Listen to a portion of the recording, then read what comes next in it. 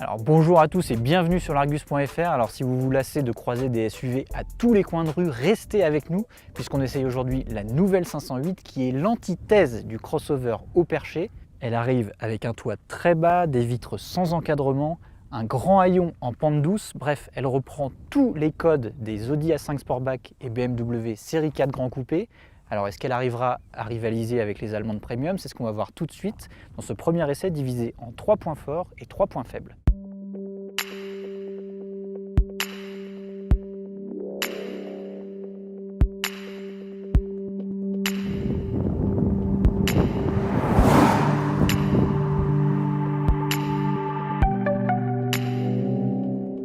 Alors on connaît le savoir-faire de Peugeot en matière de train roulant, on avait adoré la 308, on avait apprécié le 3008. Sur la même base technique, la 508 fait encore mieux, sur route sinueuse comme ici. La voiture se jette littéralement dans les virages, le train avant est très incisif, la direction est hyper précise. En fait, on a un peu l'impression de conduire une voiture qui ferait 300 kg de moins qu'en réalité, c'est assez bluffant. Surtout que ça ne se fait pas au détriment du confort qui reste très correct. Alors pour en profiter, on a ici la version la plus puissante disponible, à savoir le 1,6 litre turbo à essence de 225 chevaux. Il est relié d'office à la boîte automatique à 8 rapports. Alors c'est une version qui est assez performante, le 0 à 100 est annoncé en 7 secondes 3. La vitesse maxi est annoncée à 250 km/h. Alors au volant, on est plus séduit par la souplesse, par le répondant du moteur plus que par des sensations décoiffantes. Mais sachez que pour les plus exigeants, Peugeot travaille sur une version encore plus puissante qui devrait être disponible d'ici 2019.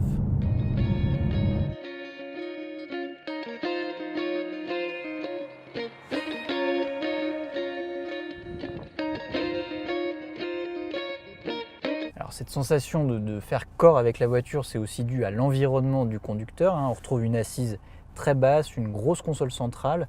Alors pour le coup, ça rappelle vraiment l'univers Audi ou BMW. Mais la 508 s'en distingue avec son fameux petit volant, désormais bien connu chez Peugeot, mais aussi par ses aspects pratiques. On retrouve des rangements assez nombreux sur la planche de bord, en dessous, sous la coudoir centrale. Et ça, par rapport à l'ancienne 508, ça marque une réelle différence. Alors on apprécie aussi l'écran central tactile qui passe à 10 pouces de série sur les finitions Allure, GT Line et GT.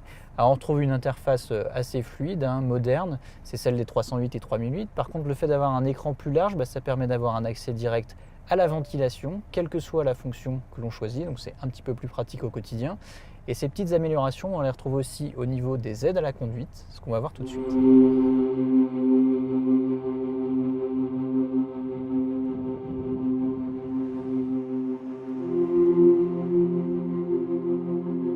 Alors les voitures françaises ont toujours été un petit peu à la traîne en matière d'équipement technologique par rapport aux allemandes.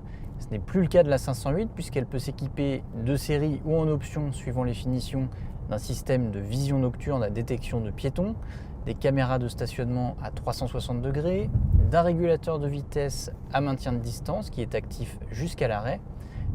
Alors nous on a particulièrement apprécié l'aide active au maintien dans la voie qui dans sa version la plus évoluée ne se contente pas de toujours ramener la voiture au centre de sa file. On peut en fait mémoriser la position voulue à l'enclenchement du système. Ça peut permettre par exemple sur les autoroutes urbaines de laisser un espace suffisant pour que les deux roues puissent dépasser. Ça évite que la voiture se rabatte sur eux sans qu'on ait rien demandé. Ça par rapport au système concurrent, c'est vraiment plus sécurisant.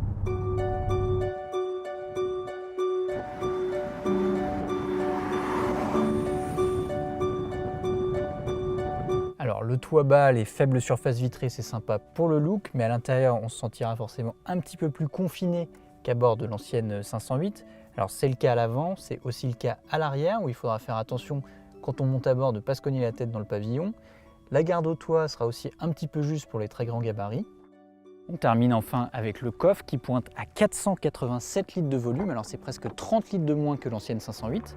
Par contre, c'est vrai qu'au quotidien, on apprécie l'arrivée du grand haillon, bien plus pratique que l'ancienne malle de coffre pour charger ou décharger des objets.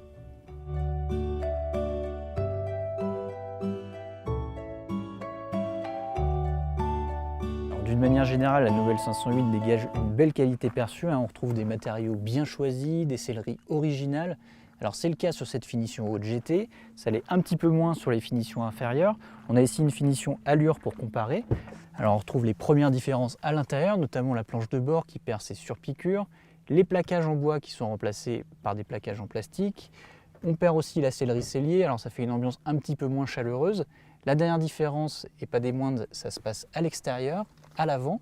Alors, outre une calandre un petit peu plus quelconque, il faudra recourir aux options pour profiter de ces fameux crocs lumineux qui sont 2 séries remplacées par de simples joncs chromés.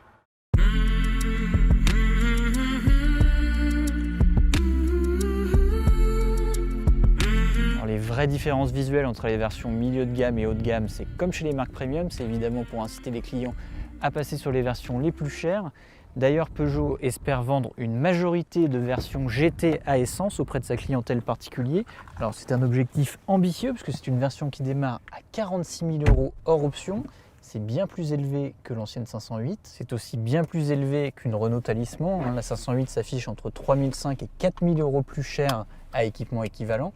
Alors maintenant, il faut relativiser. La 508 reste toujours entre 4 000 et 5 000 € moins cher, toujours à équipement équivalent que ses rivales premium.